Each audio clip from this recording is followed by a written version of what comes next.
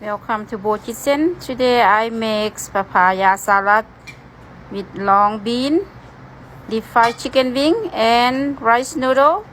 Serve with cabbage and broccoli. It's very spicy. We make like taste like sweet and sour. I like that way.